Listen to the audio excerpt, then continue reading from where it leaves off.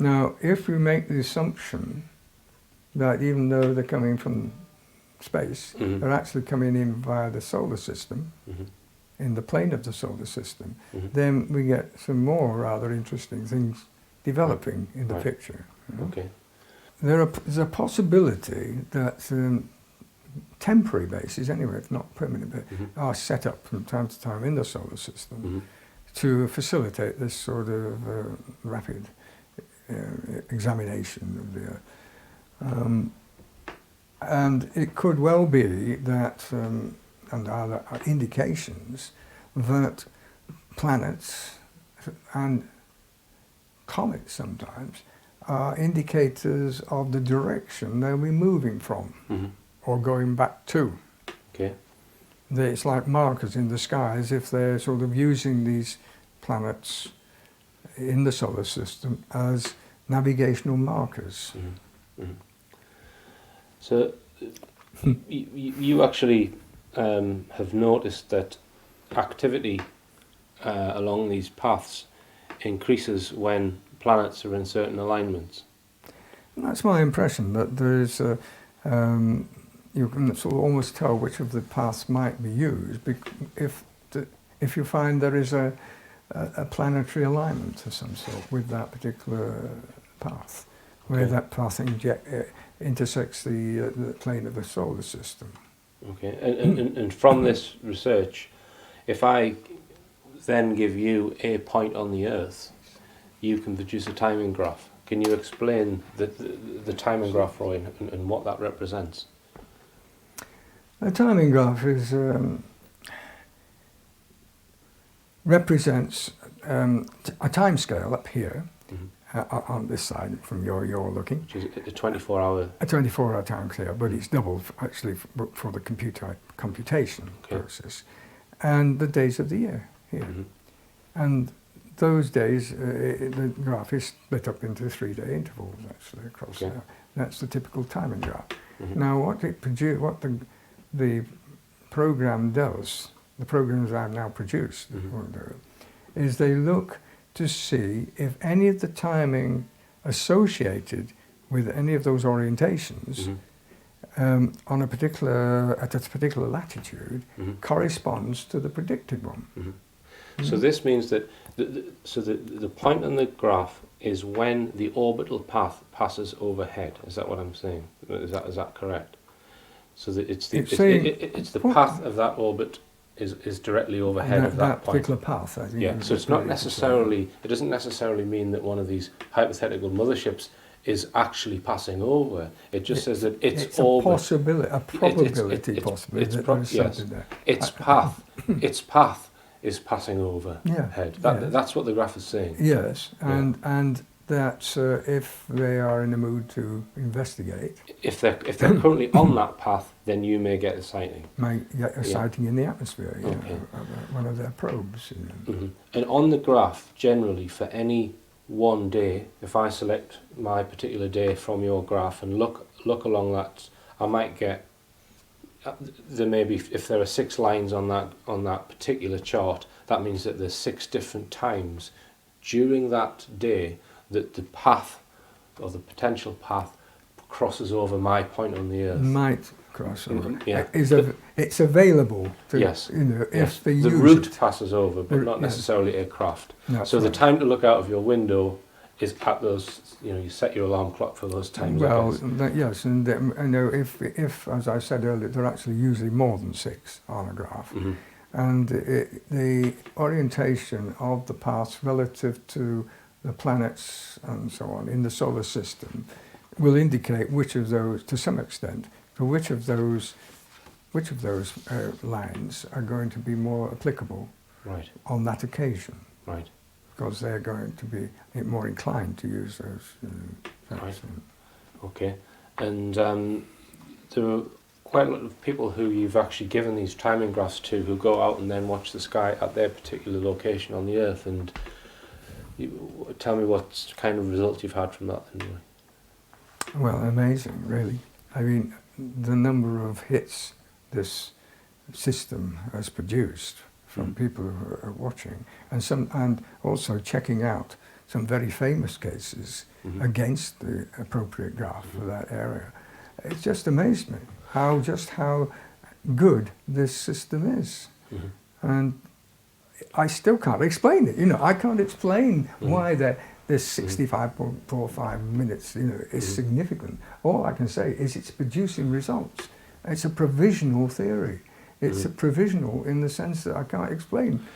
Yeah, because of course one other thing that you can do, you just touched on it there, is that you can go back in time as long as you know the exact time of the particular sighting. So Rendlesham Forest, whatever, you can go back and check to see whether there was indeed an orbital path passing over. Just look to see if the path, running over that path, or close to that point rather, could have produced the timing that it was recorded.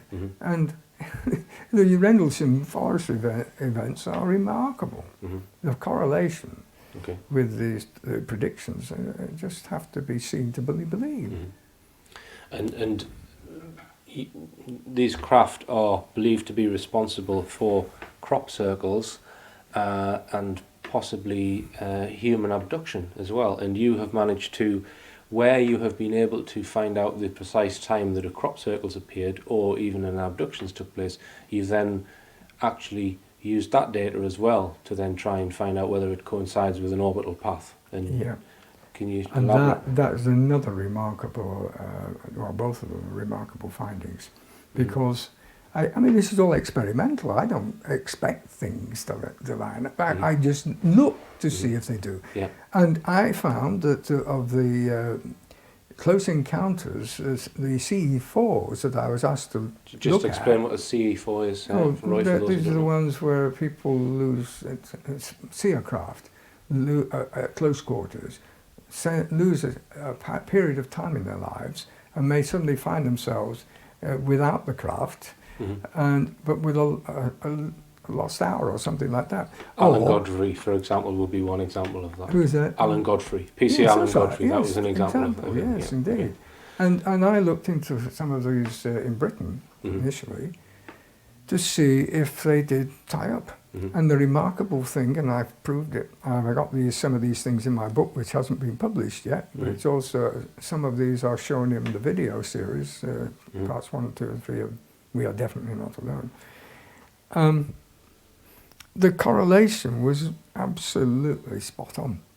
And we could actually say this was the time when the event began, and there it was on a line. And this is the time when it finished. And then it was again on another line, the next adjacent line in the series. So the weight of proof is tremendous, but the big puzzle is how did they do it? And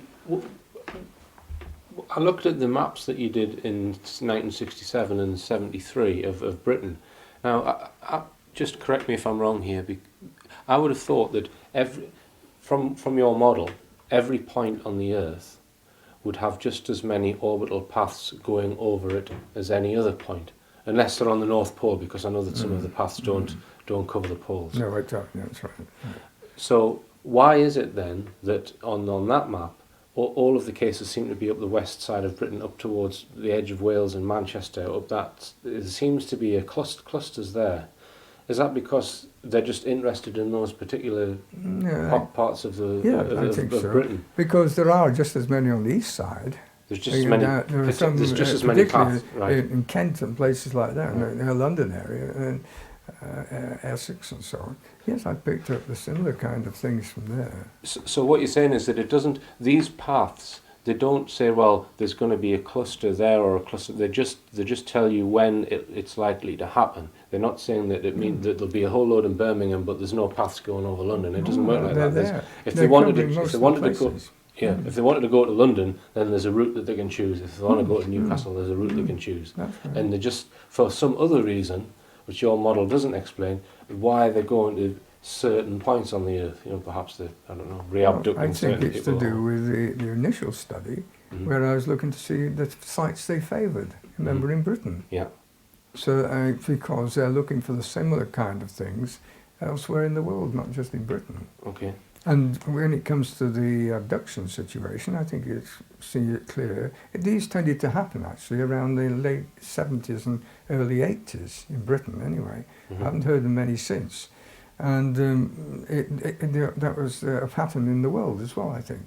And it's as if they, at that point, allocated time to picking up people and examining them and to find out how they were getting on, basically, and perhaps even indoctrinating them. There is indication that some people were being brainwashed to some degree into believing certain things. Sometimes given false information, misleading information, and sometimes it did seem to be a genuine attempt to increase their understanding of what was going on. Something that was quite interesting that you said, Roy, you said that if something was in a 65-minute orbit around the Earth, it would need to produce some kind of acceleration towards the Earth in order to hold it in orbit, otherwise it would just fly out of orbit if it didn't have that. Now, I'm aware of certain anti-gravity technology that people have allegedly seen, and the Americans have allegedly back-engineered UFO craft that contain anti-gravity technology. If they had an anti-gravity, or let's say a gravity generation device on their craft that could accelerate it towards the Earth, and you were on one of these motherships, just explain what it would be like to be on that mothership in this super orbit, as it's called. Where would the Earth be? Well, I mean, the actual, I don't know anything about this anti-gravity. I mean, flying is anti-gravity, wings are anti-gravity devices. And I don't think that anti-gravity in the sense that in some way modifying gravity, changing the gravitational field, is anywhere within our scope of technology. Or science, for that matter. I don't think science has gone that far, but human science. So I take with a pinch of salt every claim that's made that someone has found a way of producing anti-gravity. The business of this, a craft coming into orbit or coming into one of these forced orbits for a short period of time. Now, that would, for example, create artificial gravity in the craft. If it was one of our spacecraft and we were able to do that, then there would be at something like 380 to 400 miles. So this is above the surface of the Earth? Above the surface of the Earth. Okay.